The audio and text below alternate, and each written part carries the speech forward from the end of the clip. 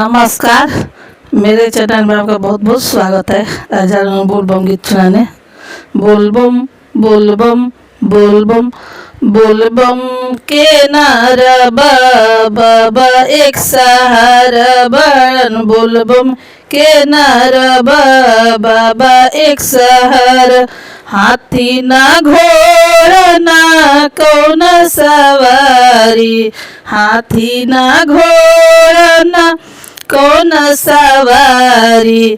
पैदल आई बेरौ दुआरी ए भोलेनाथ।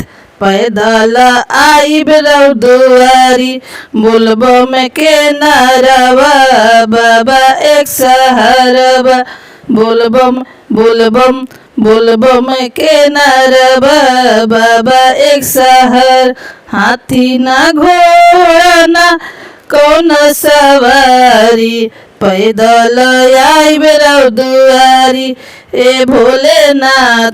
पैदल आई बेरौ दुआर। हाथवा में ले बनी पूजा के थाली। पैदल आई बेरौ दुआरी ए भोले बाबा। पैदल आई बेरौ दुआरी। बोलबम के नारा बाबा एक सहारा बड़न। बोलबम के नारा बाबा एक सहारा। हाथवा में ले बनी फूल बेलपत्र। पैदल आई बेरौ दुआरी ए भोलेनाथ। पैदल आई बेरौ दुआरी। बोलबम के नारा बाबा एक सहारा बड़न। बोलबम के नारा बाबा एक सहारा। हाथी ना घोड़ा ना कौन सवारी। पैदल आई बेरौ दुआरी ए भोलेनाथ। पैदल आई बेरौ दुआर।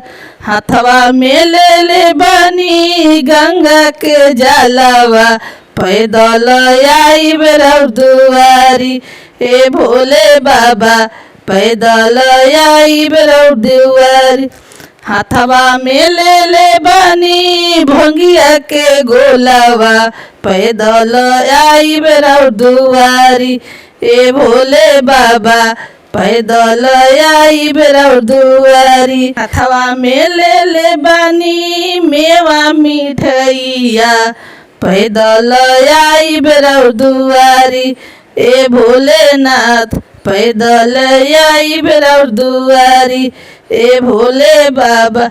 बोलबम के नारा बाबा एक सहारा बोलबम बोलबम बोलबम के नारा बाबा एक सहारा। हाथी ना घोड़ा ना कौन सवारी।